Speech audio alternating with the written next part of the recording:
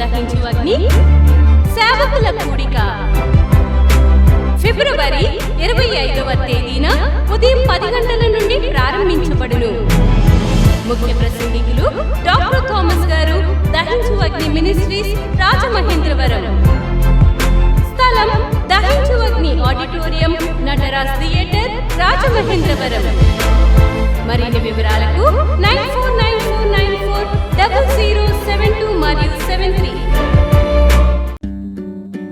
ఇది కుటుంబ ఆశీర్వాద కూడిక. ఇక్కడ మేము మా కుటుంబాలను కట్టుకున్నాం. మరి మీరు? అయితే ప్రతి శుక్రవారం రాజమహేంద్రవరంలో జరిగే ఈ కుటుంబ ఆశీర్వాద కూడికలో పాల్గొనండి. ఈ కూడిక జరుగు స్థలం దహించు అగ్ని ఆడిటోరియం, నటరాజ్ థియేటర్, రాజమహేంద్రవరం. సికింద్రాబాద్ లో దహించు అగ్ని అద్భుత అసాధారణ కూడిక ప్రతి శనివారం సాయంత్రం 5 గంటల నుండి ప్రారంభించబడును. స్థలం SPG church ground, alpha hotel వెనుక, సికింద్రాబాద్.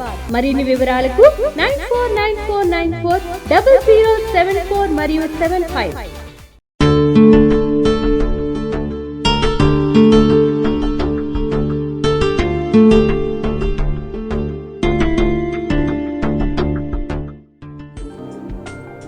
చాలాసార్లు దేవుని పిల్లలమైన మనము శ్రమలు రాగానే, కష్టాలు రాగానే,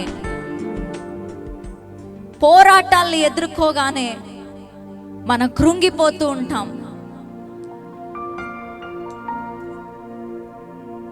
మన హృదయము దుఃఖముతో నిండిపోతూ ఉంటుంది. శ్రమలు రాగానే, కష్టాలు రాగానే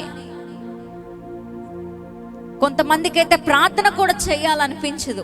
ఎందుకు నాకు ఈ శ్రమ? ఎందుకు నాకు ఈ కష్టం? ఎందుకు నాకు ఈ వేదన? ఎందుకు నాకు ఈ దుఃఖము? ఎందుకు నాకు ఈ బాధ అన్న ప్రశ్న మీ హృదయాన్ని కలిచివేస్తూ ఉంటుంది. ఈరోజు పరిశుద్ధాత్మ దేవుడు మీతో చెప్పాలనుకున్న సందేశం ఏంటంటే, ఒక శ్రమలు, ఒక పోరాటము మన జీవితంలో వచ్చిన తర్వాత ఏం జరుగుతుంది? ఒక శ్రమను, ఒక కష్టాన్ని మనం ఎదుర్కొన్న తర్వాత దేవుడు ఏం చేస్తాడు మన జీవితంలో అని ఈ దినం నేను కొన్ని విషయాలను మీతో పంచుకోవాలని ఆశపడుతున్నాను. శ్రమ తర్వాత నాకు ఏం కలుగుతుందండి? శ్రమ తర్వాత నాకు ఏం వస్తుంది? కష్టాల తర్వాత నాకు ఏం జరుగుతుంది?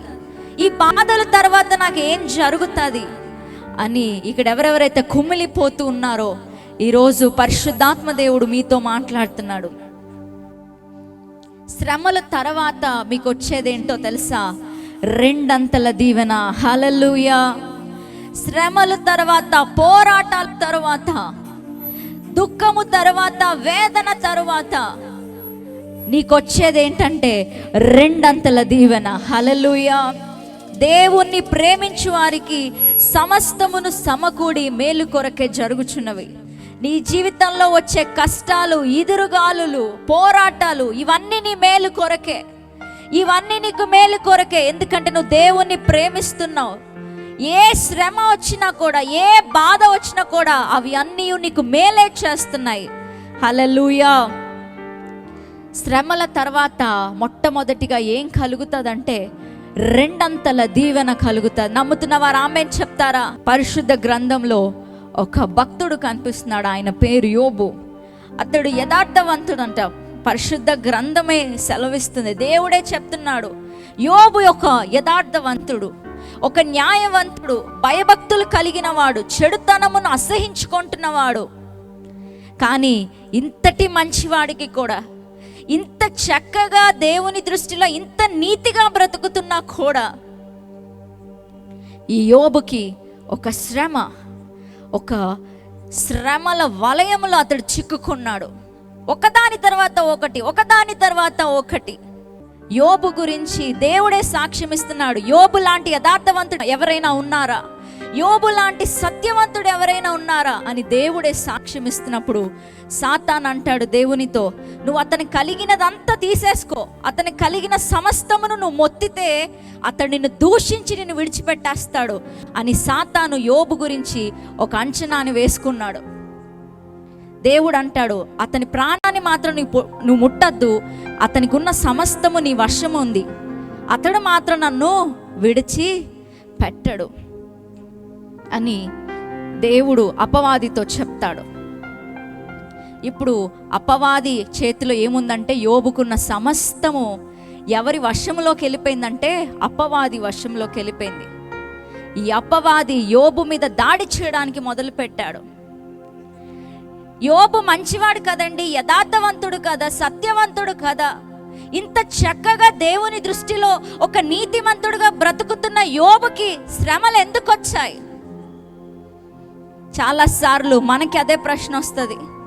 మన చుట్టూ ఉన్నవారు కూడా అదే అడుగుతుంటారు. నువ్వు మందిరానికి వెళ్తున్నావు, దేవుని సేవిస్తున్నావు, దేవునితో ఉంటున్నావు, దేవునికి భక్తి చేస్తున్నావు, నీకెందుకు ఈ శ్రమ అని మనుషులు కూడా నిందిస్తూ ఉంటారు. కానీ పరిశుద్ధ గ్రంథంలో ఒక మాట ఉంది, నీతిమంతులకి కలుగు ఆపదలు అనేకములు, కానీ వాటన్నిటి నుండి యెహోవా వాణ్ణి తప్పించును. హల్లెలూయా. నువ్వు ఎంత నీతిగా ఉన్నావో, ఎంత పరిశుద్ధంగా ఉన్నావో, ఎంత దేవునికి ఇష్టంగా ఉన్నావో, శ్రమలు వస్తూ ఉంటాయి. కానీ నీతిమంతుడికి ఒక నిరీక్షణ ఉంది. అదేంటో తెలుసా? ఎన్ని శ్రమలు వచ్చినా నా దేవుడు దాని నుండి నన్ను తప్పిస్తాడు, ఎన్ని కష్టాలు వచ్చినా నా దేవుడు దాని నుండి నన్ను విడిపిస్తాడు. ఈ యోబు, భక్తుడైన యోబు, యథార్థవంతుడైన యోబు, ఒక శ్రమ తర్వాత ఒక శ్రమ. సడన్గా తన ఆస్తి అంతా పోయింది, తన బిడ్డలను కోల్పోయాడు, చివరికి తన ఆరోగ్యాన్ని కూడా కోల్పోయాడు. ఎంతటి వేదన, ఎంతటి దుఃఖాన్ని ఈ భక్తుడైన యోబు అనుభవించుంటాడో ఆలోచించండి. దేవుణ్ణి ప్రేమిస్తున్న యోబు, దేవునికి ఇష్టడుగా ఉంటున్న యోబు, ఒకటి తర్వాత ఒకటి సమస్తాన్ని పోగొట్టుకున్న ఈ భక్తుడిలో ఉన్న స్పెషాలిటీ ఏంటో తెలుసా అండి? ఏనాడు అతడు దేవుణ్ణి విడిచిపెట్టలేదు, ఏనాడు దేవుణ్ణి వదలలేదు. ఎన్ని కష్టాలు వచ్చినా, ఎన్ని బాధలు వచ్చినా దేవుణ్ణి పట్టుకున్నాడు, ఎన్ని పోరాటాలు వచ్చినా దేవుణ్ణి పట్టుకున్నాడు. ఈరోజు క్రైస్తవులు ఎలా ఉన్నారంటే, ఒక చిన్న కష్టం వస్తే చాలు మందిరానికి రారు, చిన్న బాధ వస్తే చాలు దేవుడు అక్కర్లేదు, దేవుడు నాకేం చేశాడు, నాకేం మేలు చేశాడు దేవుడు, నేనెందుకు గుడికి రావాలి, నేనెందుకు ప్రార్థన చేయాలి, నేనెందుకు వాక్యం చదవాలి, ఇలాగున్నారు అందరూ. కానీ భక్తుడైన యోబు ఎన్ని కష్టాలు వచ్చినా దేవుని మాత్రం వదలలేదండి. హల్లెలూయా. ఈ యోబుకి ఏం కలిగిందో పరిశుద్ధ గ్రంథం చెబుతుంది. అతని జీవితాంతం కష్టాల్లో ఉండిపోయాడా అంటే లేదు. జీవితాంతం కోల్పోయిన వాడిగా ఉండిపోయాడా? లేదు. జీవితాంతం బాధలతో, కష్టములతో యోబు ఉండిపోయాడా అంటే లేదు. యోబు గ్రంథం 42:10 చదువుదాం. మరియు యోబు తన స్నేహితుల నిమిత్తము ప్రార్థన చేసినప్పుడు యెహోవా అతని క్షేమస్థితిని మరలా అతనికి దయచేసెను. మరియు యోబునకు పూర్వం కలిగిన దానికంటే 2 అంతలు అధికముగా యెహోవా అతనికి దయచేసెను. హల్లెలూయా. యోబు కష్టాల్లోనే ఉండిపోయాడా చెప్పండి? ఏడుస్తూనే బాధల్లోనే ఉండిపోయాడా? యోబు కోల్పోయినట్లుగానే తన జీవితాన్ని గడిపేశాడా? లేదు. యోబు 2 అంతలుగా తిరిగి పొందుకున్నాడు. దేవుడు పూర్వం ఉన్న దానికంటే 2 అంతలుగా యోబుని ఆశీర్వదించాడు, 2 అంతలుగా దేవుడు యోబుని దీవించాడు. నీ శ్రమల తర్వాత నీకు కలిగేదేంటో తెలుసా? 2 అంతల ఆశీర్వాదము. హల్లెలూయా. కొన్ని రోజులు నువ్వు కష్టపడినట్టు ఉంటుంది, కొన్ని రోజులు బాధపడుతున్నట్లు ఉంటుంది, కొన్ని రోజులు నీ హృదయం అంతా వేదనతో ఉండొచ్చు. కానీ నువ్వు యోబులాగా శ్రమలలో దేవుని పాదాలని గట్టిగా పట్టుకో, శ్రమలలో దేవుణ్ణి విడిచిపెట్టకు. ఎన్ని కష్టాలు వచ్చినా నీ విశ్వాసం నుండి వెనకకు మళ్ళకు, ఎన్ని బాధలు వచ్చినా వెనక్కి తిరిగి చూడకు, ఎన్ని కష్టాలు వచ్చినా ఓర్పుతో సహించు. నీ కొరకు 2 అంతల దీవెనను దేవుడు సిద్ధపరిచి ఉంచాడు. నువ్వు ఈ కష్టాల్లోనే ఉండిపోవు, ఈ కన్నీటిలోనే ఉండిపోవు, ఈ బాధల్లోనే నీ ఉండిపోవు. 2 అంతల దీవెన నీ కొరకు దేవుడు సిద్ధపరిచి ఉంచాడు. శ్రమల తర్వాత వచ్చేదేంటంటే 2 అంతల దీవెన. హల్లెలూయా. తర్వాత రెండవదిగా శ్రమల తర్వాత మనకు వచ్చేదేంటంటే శ్రేష్టమైన ఆశీర్వాదం. హల్లెలూయా. పరిశుద్ధ గ్రంథంలో ఒక వ్యక్తి కనిపిస్తున్నాడు మనకి. ఆయన పేరు ఎల్కానా. అతని భార్య పేరు హన్నా. ఒక దాని పేరు హన్నా, మరి ఒక దాని పేరు పెనిన్నా. చరిత్ర చెప్తుంది, ఈ యొక్క హన్నాకి, తన భార్య అయిన హన్నాకి పిల్లలు లేని కారణం చేత ఈ పెనిన్నాను అతడు వివాహం చేసుకోవాల్సి వచ్చిందంట. ఈ పెనిన్నాకి పిల్లలు ఉన్నారు కానీ హన్నాకి మాత్రం పిల్లలు లేరు. ఈ పెనిన్నా ఆమె హృదయాన్ని సూటిపోటు మాటల చేత గుచ్చుతూ బాధపడుతూ వస్తుంది. ఈ యొక్క హన్నా హృదయము విరిగిపోయింది, కన్నీళ్లతో వేదనతో ఆమె హృదయం నిండిపోయింది. అయితే ఈ హన్నా ఏం చేసింది తెలుసా? షీలోహులో ఉన్న దేవుని మందిరానికి వెళ్ళి తన హృదయాన్ని కుమ్మరించింది దేవుని పాదాల ఎదుట. దేవుని పాదాలు పట్టుకుని, ప్రభువా నా గర్భాన్ని తెరువు, ప్రభువా నా గర్భాన్ని తెరువు అని దేవుని సన్నిధిలో తన హృదయాన్ని కుమ్మరించి, ఏ మనుష్యుడి దగ్గరికి హన్నా వెళ్ళలేదండి, ఏ మనుష్యుడిని ఆమె ఆశ్రయించలేదు. ఆమెకి తెలుసు, నా యొక్క శాపాన్ని ఆశీర్వాదంగా మార్చగలిగిన శక్తి దేవునికే ఉంది అని తెలుసు. మూయబడిన నా గర్భమును తెరవగలిగిన శక్తి దేవునికే ఉందని ఆమెకి తెలుసు. ఈ హన్నా పరుగున ఎక్కడికి వెళ్ళిందంటే షీలోహులో ఉన్న దేవుని మందిరానికి వెళ్ళి తన హృదయాన్ని విప్పి ఏడ్చింది. పరిశుద్ధ గ్రంథం చెప్తుంది, యెహోవా హన్నాను జ్ఞాపకం చేసుకున్నాడంట. గట్టిగా చప్పట్లు కొడతారా? ఆమె కన్నీళ్ళు మనుషులు లెక్క పెట్టారో లేదో తెలీదు, ఆమె చుట్టూ ఉన్నవారు ఆమె కన్నీళ్లను గమనించారో లేదో తెలియదు, కానీ హన్నా కార్చిన కన్నీరు, హన్నా కార్చిన వేదన, హన్నా కార్చిన ఆ యొక్క బాధను ఎవరు చూశారంటే యెహోవా చూశాడు. యెహోవా జ్ఞాపకం చేసుకున్నాడంట. ఆ మాట చదువుదాము. 1 సామువేలు గ్రంథం 1వ అధ్యాయం 19వ వచనం. తరువాత వారు ఉదయమందు వేగిరమే లేచి యెహోవాకు మ్రొక్కి తిరిగి రామాలోని తమ ఇంటికి వచ్చిరి. అంతటా ఎల్కానా తన భార్యయగు హన్నాను కూడెను. యెహోవా ఆమెను జ్ఞాపకము చేసుకొనెను గనుక హన్నా గర్భము ధరించి దినములు నిండినప్పుడు ఒక కుమారుని కని, నేను యెహోవాకు మ్రొక్కుకొని వీనిని అడిగిదిననుకొని వానికి సమూయేలును పేరు పెట్టెను. హన్నాకి దేవుడు తన కన్నీటిని చూచి, తన శ్రమను చూసి, దేవుడు ఏదో ఒక సామాన్యమైన బిడ్డను హన్నాకి ఇవ్వలేదండి. దేవుడు ఒక ప్రవక్తను హన్నా గర్భంలో పెట్టాడు. ఒక శ్రేష్టమైన ఆశీర్వాదాన్ని దేవుడు హన్నా గర్భంలో ఉంచాడు. శ్రమ దాటిపోయిన తర్వాత వచ్చేదేంటో తెలుసా?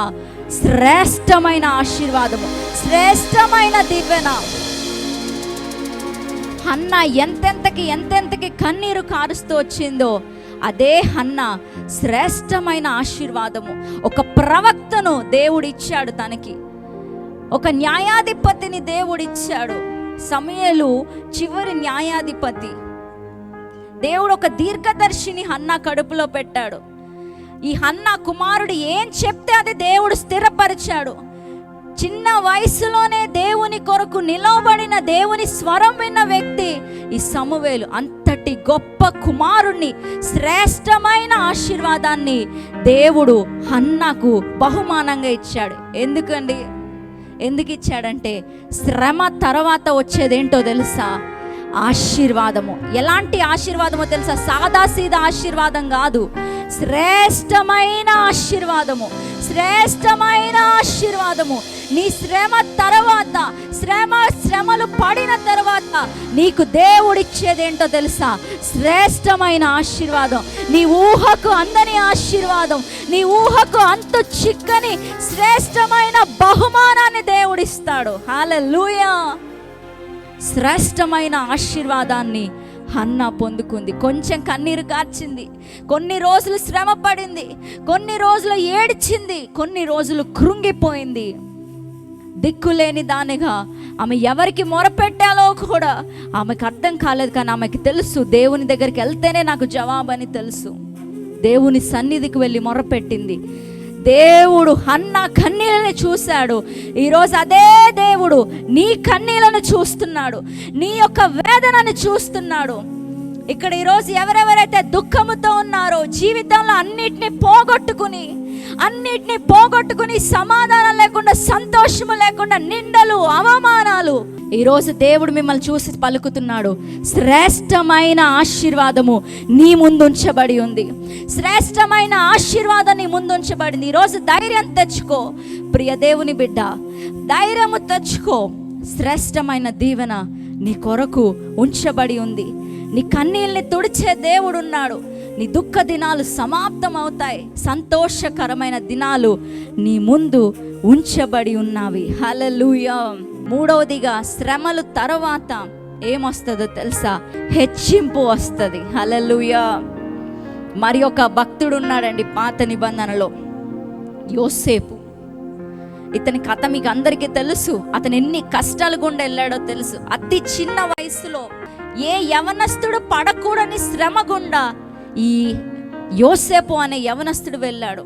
అతడు పరిశుద్ధుడు, నీతివంతుడు, యథార్థవంతుడు. దేవుడు యోసేపుకి తోడుగా ఉన్నాడు.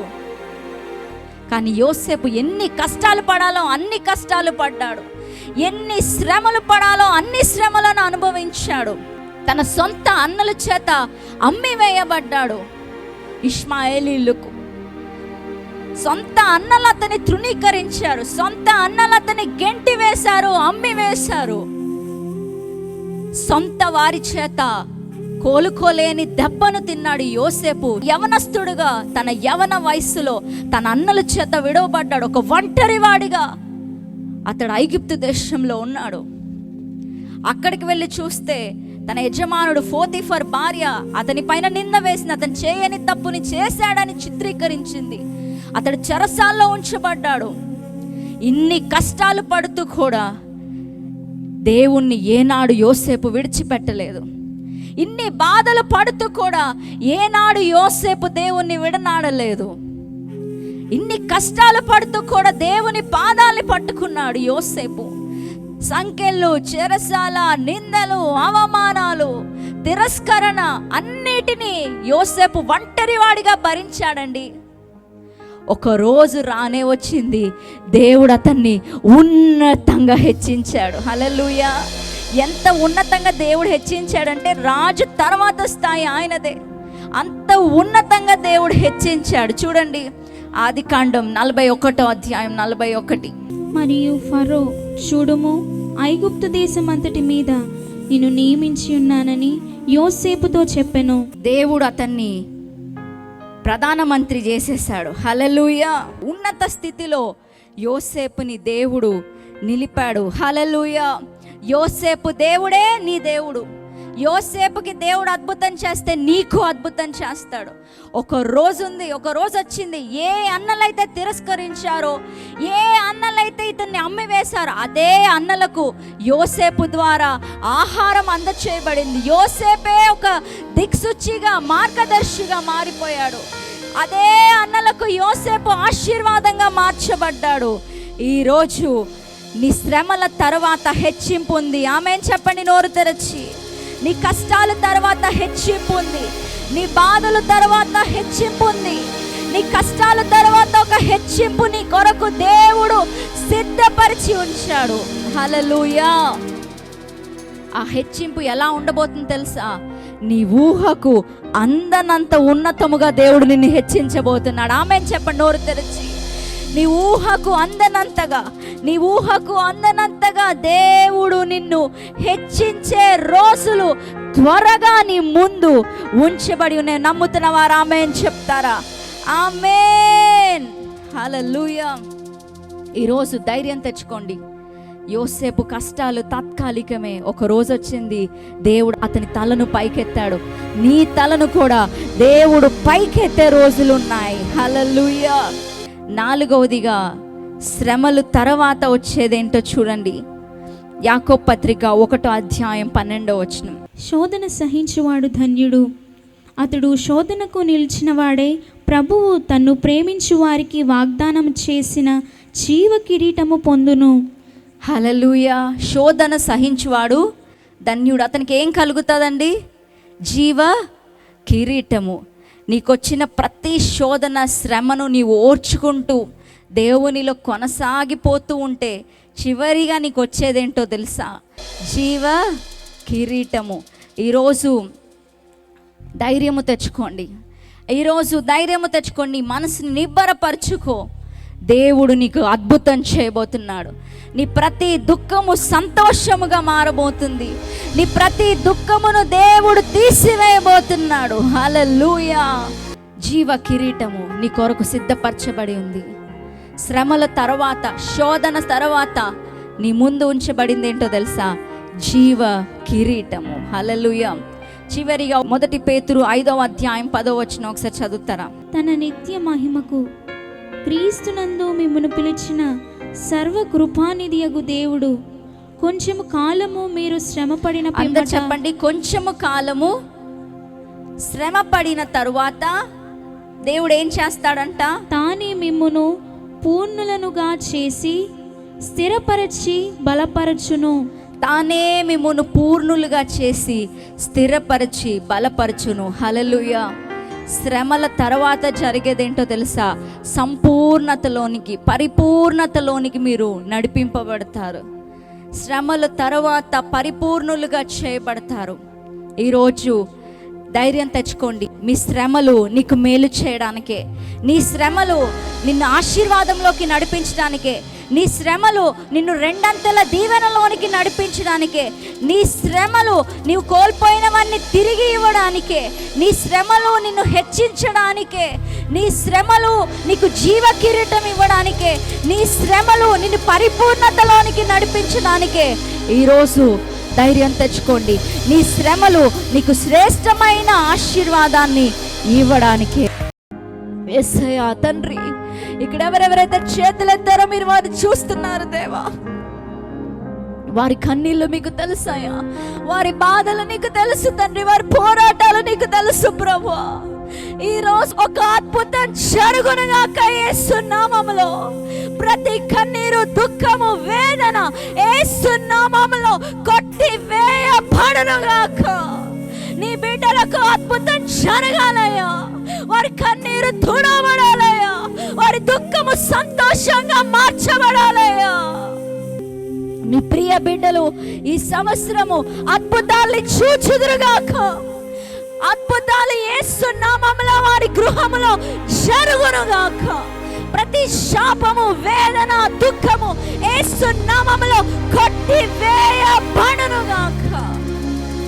నీ కృపతో నింపుమని యేసు నామములో అడిగి వేడుకుంటున్నాం తండ్రి. ఆమేన్.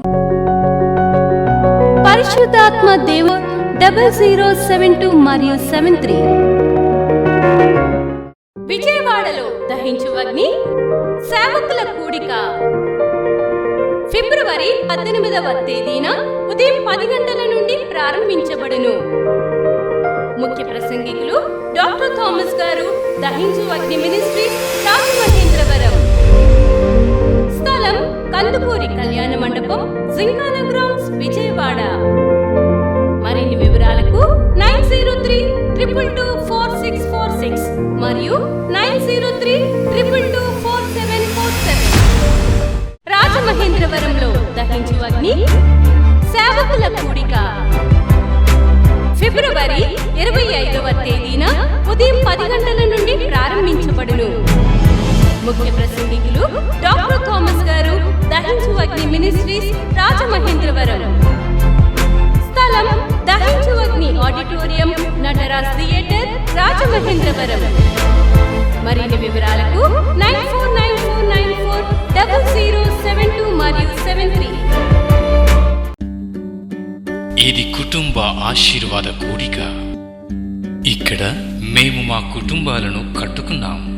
మరి మీరు? అయితే ప్రతి శుక్రవారం రాజమహేంద్రవరంలో జరిగే ఈ కుటుంబ ఆశీర్వాద కూడికలో పాల్గొనండి. ఈ కూడిక జరుగు స్థలం దహించు అగ్ని ఆడిటోరియం, నటరాజ్ థియేటర్, రాజమహేంద్రవరం. సికింద్రాబాద్ లో దహించు అగ్ని అద్భుత అసాధారణ కూడిక ప్రతి శనివారం సాయంత్రం 5 గంటల నుండి ప్రారంభించబడును. స్థలం SPG church ground, alpha hotel వెనుక, సికింద్రాబాద్. మరిన్ని వివరాలకు 9494940074 మరియు 75.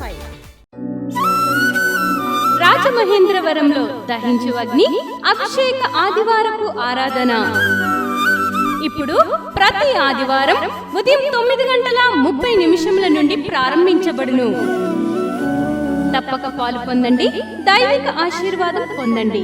స్థలం దహించు అగ్ని ఆడిటోరియం, నటరాజ్ థియేటర్, రాజమహేంద్రవరం.